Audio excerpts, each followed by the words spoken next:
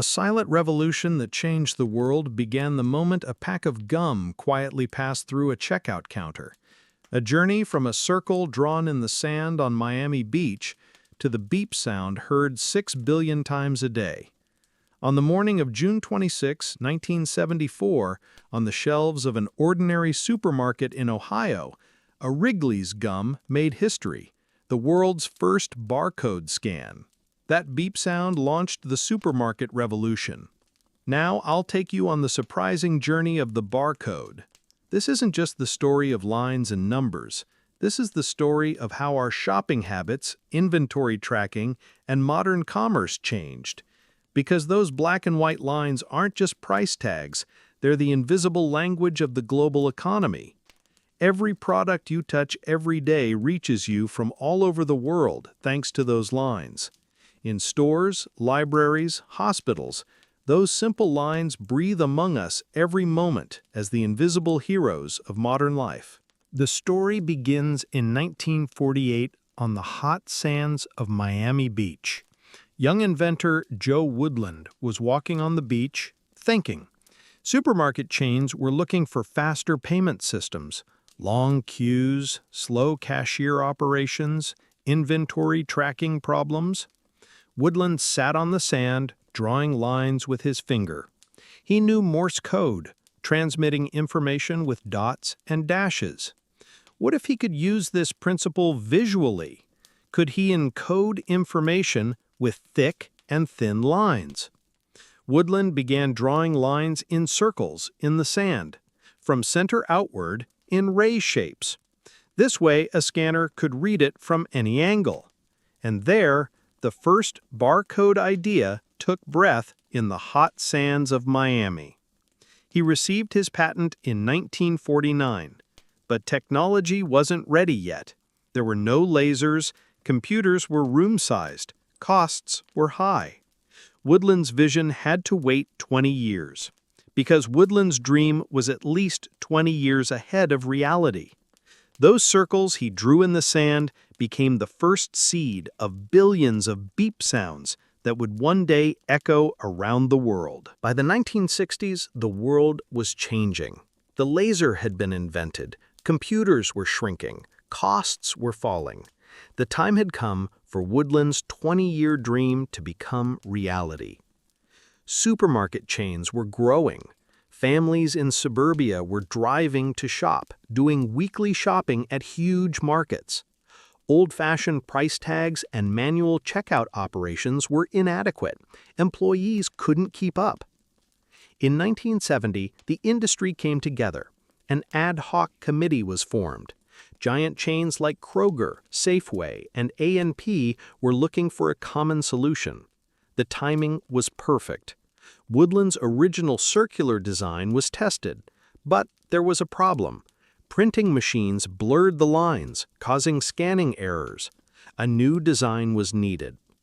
IBM engineer George Lauer stepped in. He converted Woodland's circular design to rectangular lines. Numbers at the top and bottom, vertical lines in the middle.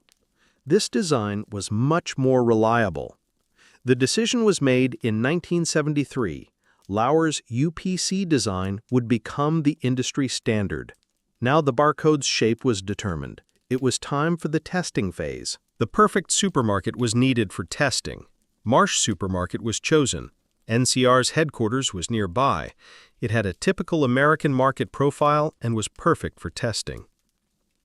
The first months of 1974 were spent in intensive preparation. The NCR Model 255 computerized checkout system was installed. The Spectraphysics laser scanner arrived. A helium neon laser beam would reflect off a rotating mirror, pass through glass, and read the barcode. Marsh's research director, Clyde Dawson, managed the project. Every detail was checked. Which products had ready barcodes, which ones needed labels printed. On the night of June 25th, the Marsh team worked an intensive shift. Barcode labels were stuck on hundreds of products. Weighing, labeling machines were placed in the meat and vegetable sections. Everything was ready for morning. June 26, 1974, Thursday, 8:01 a.m. Dawson reached into the shopping basket. Inside were dozens of products selected for testing. He reached for Wrigley's Juicy Fruit gum. It wasn't random. Wrigley had supported the Barcode project and brought pre-printed packages. Cashier Sharon Buchanan held the gum over the scanner.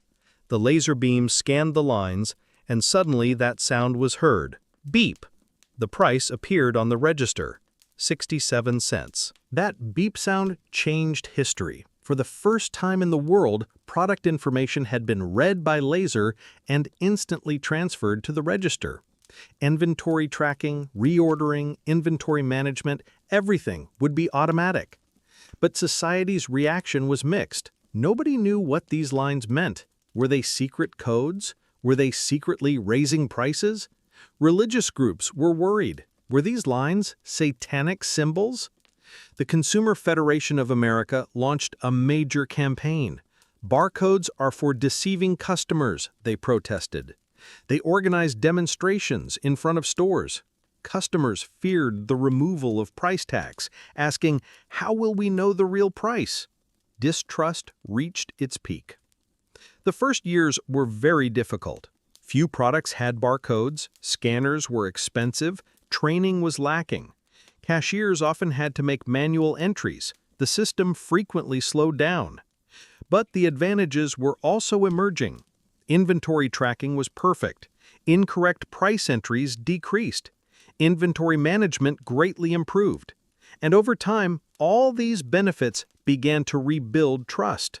1975, 1980 were the most difficult years for the barcode. Adoption was very slow. There was literally a chicken and egg dilemma. Manufacturers said, "There are too few stores," while stores replied, "There are no barcoded products." In 1977, only 200 supermarkets used barcodes. 95% of products still had no barcodes. The system seemed almost stillborn, but pioneer stores saw great advantages. Chains like Kmart and Meijer quickly expanded adoption. Customer satisfaction increased. Waiting at checkout decreased. Price errors fell. Manufacturers were slowly convinced. Giants like Procter and Gamble and General Mills began printing barcodes. Critical mass was beginning to form. The turning point came in 1980. The proportion of barcoded products exceeded 50%. The system was now stable.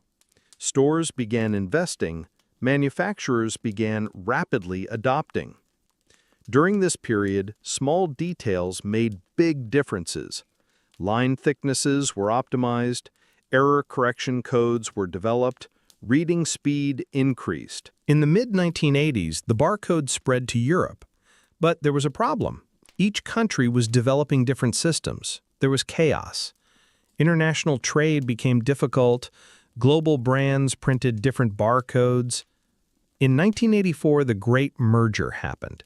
The UPC and EAN systems merged. GS1 was established. Special code ranges were given to each country. Germany got 400 to 440. The USA got 000 to 139 codes. Each country's identity was embedded in the barcode. Now the global language was established.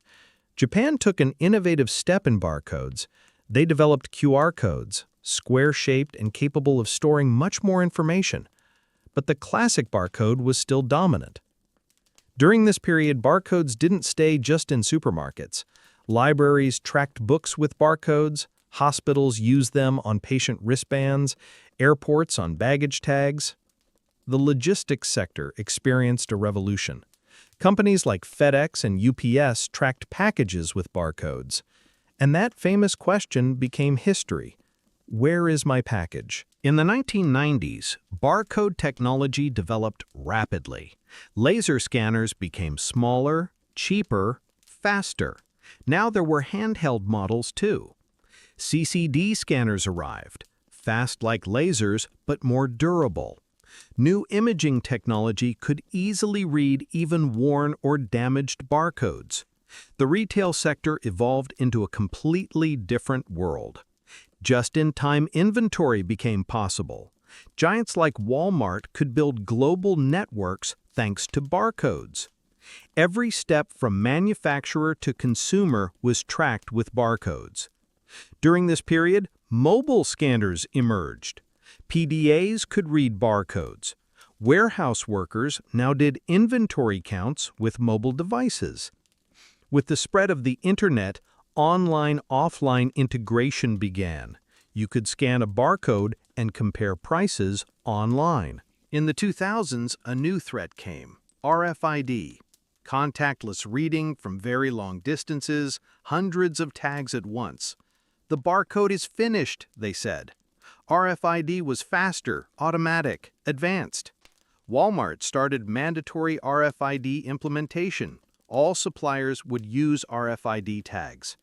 But RFID had problems. It was very expensive.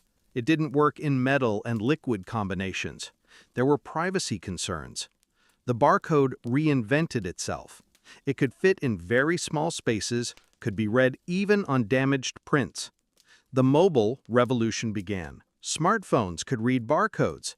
Now everyone carried a barcode scanner in their pocket. After the iPhone came out in 2007, consumer behavior changed. QR codes were restored. Restaurant menus, marketing campaigns, payment systems. The barcode hadn't died. On the contrary, it had become stronger than ever. With the 2010s, the barcode entered a new era. Smartphones entered our pockets. Cameras became sharper. QR codes became popular again.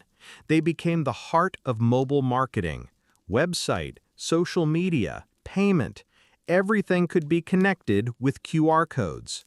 The COVID-19 pandemic created a QR code explosion. Contactless menus, digital check-ins, instant payment systems all became possible with QR codes. QR codes sat at the center of daily life. Systems like WeChat Pay and Alipay established payment systems with QR codes. Cash almost became history in China. Instant transfers, micropayments with QR codes. During this period, integration with augmented reality began. Now when you scanned a barcode, product information, user reviews, and alternative options appeared instantly before you. Instagram and Snapchat started using QR codes. Today, 6 billion barcode scans are made worldwide daily. From that first beep sound in 1974 to today, barcodes are in every moment of our lives. Modern retail is unthinkable without barcodes. Amazon warehouses, self-checkout systems, inventory management, everything relies on those black and white lines. In healthcare, barcodes save lives. Patient wristbands, medication tracking, incorrect medication administration rates decreased by 99%.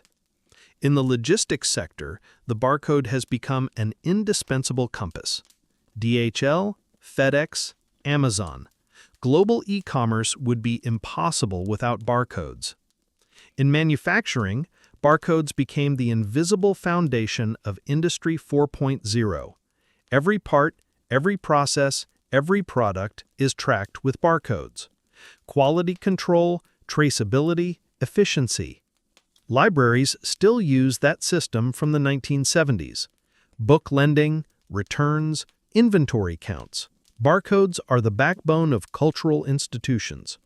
Today's biggest technology companies rely on barcodes. Now, the barcode isn't just technology, it's the invisible language of modern life. Every product, every service, every experience is encoded with barcodes.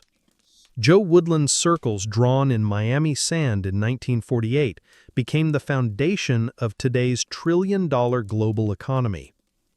Now, close your eyes and think of that morning of June 26, 1974. A cashier in Troy, Ohio, holding a Wrigley's gum. That first beep sound was the birth cry of the modern world. Perhaps the barcode's greatest legacy is this: it succeeded in becoming invisible.